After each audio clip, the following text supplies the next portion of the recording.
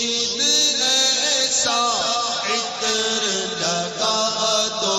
باطن ظاہر سب مہکا دو۔ کسی کا شعر ہے نا، بشر رازے دلی کہہ کر ذلیل و خوار ہوتا ہے، نکل جاتی ہے جب خوشبو تو گل بیکار ہوتا ہے۔ یہ عام طور پر ہماری عادت ہوتی ہے، میں تم کو بولتا ہوں اور کسی کو مت بولنا، پھر وہ کسی اور کو بولتا ہے کہ دیکھو میں صرف تم کو بولتا ہوں، کسی اور کو نہیں بتانا،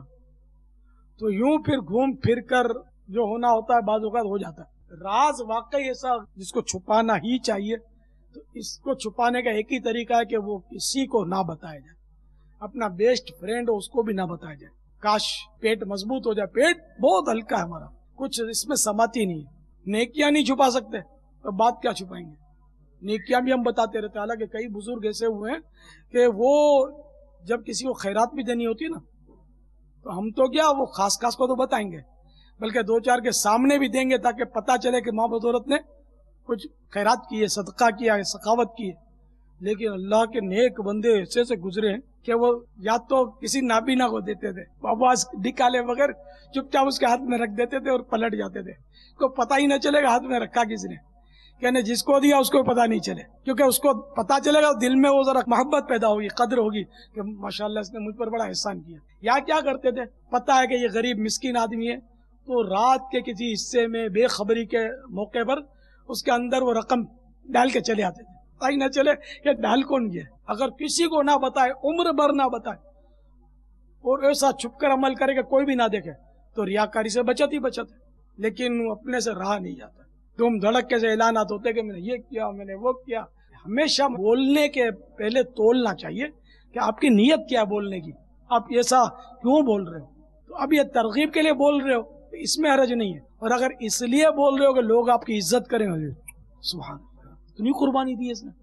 بڑا یار ماشاءاللہ قربانی والا عاشق رسول ہے، بڑا نیک آدمی ہے، اتنا دین کا درد ہے اس کو، تو آپ کی عزت لوگوں کے دل میں جگہ بنے گی۔ یہ ریاکاری، ریاکاری کی تعریف میں یہ بھی ہے کہ اپنی عبادت کے ذریعے عزت بنانا، مال بنانا، تو یہ بڑا خطرناک معاملہ ہے۔ تو جہاں ضرورت ہے وہاں 1,00,000 آدمی کو بتائے، اور جہاں ضرورت نہیں ہے وہاں آدھے آدمی کو بھی نہ بتائے، تو موقع کی مناسبت سے غور کر لے 112 مرتبہ دل پر کہ میں یہ کیوں بتانے لگا ہوں، اپنا عمل، اپنی نیکی، اپنی عبادت کا اظہار کیوں کرنے لگا ہوں۔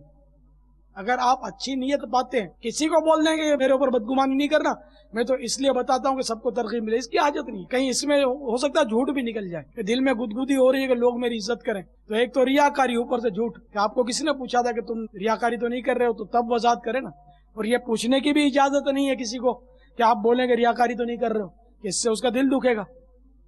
اور بدگمانی بھی آپ کو نہیں کرنی، پوچھ اس لیے رہے ہو کہ بدگمانی ہو رہی ہے آپ کو، تو بدگمانی کی بھی حاجت نہیں ہے کہ یہ سنا رہا ہے ہم کو۔ تو میں یہ چاہتا ہوں کہ ہماری عبادتیں ضائع نہ ہوں، ہماری نیکیاں ضائع نہ ہوں،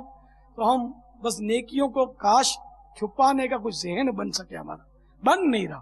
وہ چین نہیں پڑتا جب تک کہ 5-15 کو پتہ نہ چلے نا کہ ماں بدولت کا کارنامہ، تو مزہ نہیں آتا، کیا کریں۔ شیطان بھی چاہتا ہے کہ ہم بتاتے پھریں تاکہ ہماری عبادت ریاکاری کی نظر ہو ہی جائے۔ مرشد